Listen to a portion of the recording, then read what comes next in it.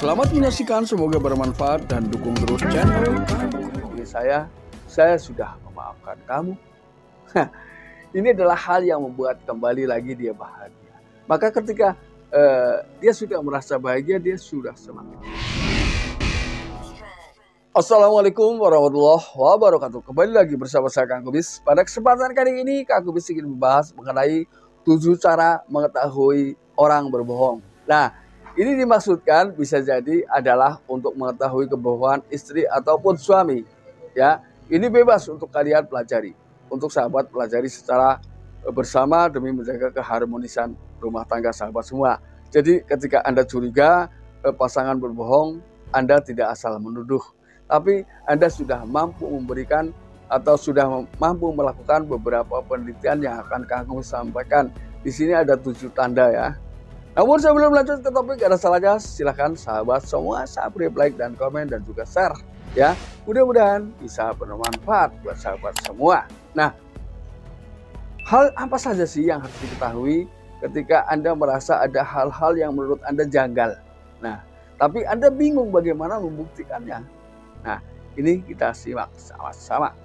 Yang pertama adalah setiap orang, saya yakin ini dimanapun, seseorang ini akan selalu memiliki 1 atau 2 teman dekat yang paling paling sering ia melakukan komunikasi, melakukan hubungan kedekatan ya.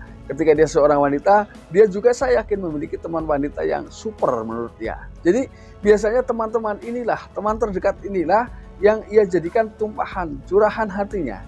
Nah ini, maka biasanya hal-hal yang bersifat keluarga pun, bersifat pribadi pun pada akhirnya ia sampaikan kepadanya. Maka Anda bisa cari tahu dari situ ya. Tapi tentunya di sini dalam cara Anda mencari tahu ini, Anda jangan terlihat tergesa-gesa. Jadi ciptakan kesan bahwa Anda sebetulnya tidak membutuhkan informasi itu ya. Tapi bagaimana caranya? Anda harus tetap bisa menggali informasi dari si dia, dari sahabat dekat pasangan. Ini cara yang cukup lumayan ya. Ketika ini gagal, masih ada 6 cara berikutnya ya. Lalu yang kedua adalah sentuh perasaannya ya. Ketika seseorang sudah merasa hatinya tersentuh, sudah merasa ada hal-hal karena sentuhan hati yang dilakukan oleh seorang pria kepada istrinya, bagaimana supaya seorang wanita ini tersentuh dan menjadi iba melihat Anda. Ini. Yang pada akhirnya ketika dia iba, maka akan tumbuhlah kasih sayang.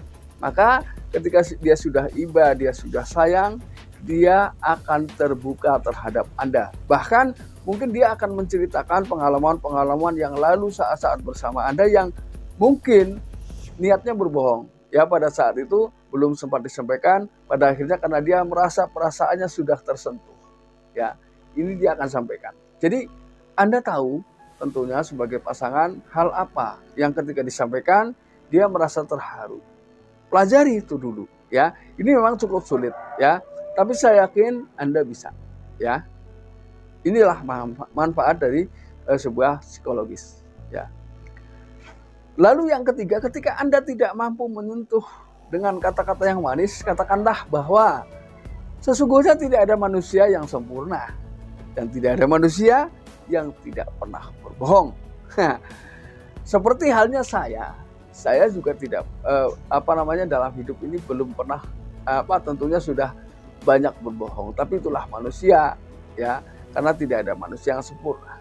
Tapi saya yakin apapun kebohongan yang kamu lakukan tidak akan membuat saya marah kalau toh itu disampaikan kepada saya, misalnya seperti itu ya.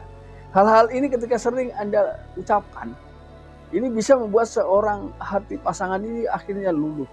Atau katakanlah hal-hal yang bersifat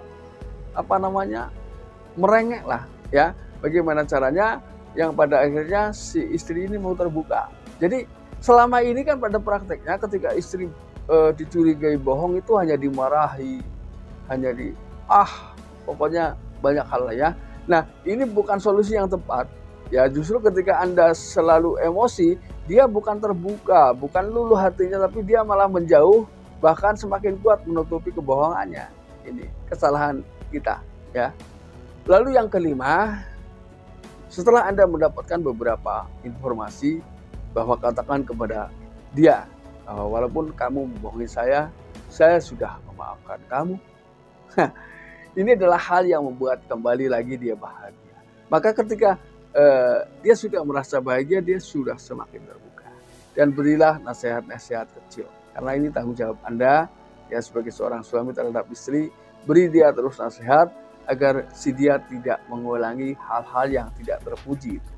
Apalagi terhadap suami ya, terhadap siapapun sebetulnya kebohongan, tidak ada kebohongan yang baik untuk dilakukan ya. Ketika kebohongan yang sistemnya keterpaksaan, itu mungkin itu juga tidak banyak ya. Jadi yang banyak adalah kebohongan yang tidak boleh dilakukan ya. Lalu kemudian yang keenam adalah maafkan dia. Anda harus tetap berjiwa lapang karena kembali lagi tidak ada manusia yang sempurna dan sesungguhnya hanya Tuhanlah ya yang mampu membolak-balikan hati manusia. Ya muqallibal qulub. Ini sesuatu yang memang tidak bisa kita pungkiri dan hanya Tuhan yang mampu membolak-balikan. Karena sesuatu yang awalnya baik belum tentu bisa berakhir dengan baik. Sesuatu yang awalnya buruk belum tentu berakhir dengan. Karena itulah murni hak Allah Subhanahu wa taala. Jelas ya. Lalu kemudian yang terakhir, yang ketujuh adalah ciptakan komitmen baru ya untuk menciptakan perasaan jerah agar dia tidak kembali mengulangi hal-hal seperti itu. Tapi perubahan ini hanya bisa terjadi ketika diimbangi oleh Anda sendiri. Jadi Anda juga tunjukkan bahwa Andalah orang yang pertama merubah diri. Ya, mudah-mudahan apa yang kami sampaikan bisa bermanfaat. Dan akhir kata, salam harmonis bersama Komis. Wabillahi taufik wal hidayah. Wassalamualaikum warahmatullahi wabarakatuh.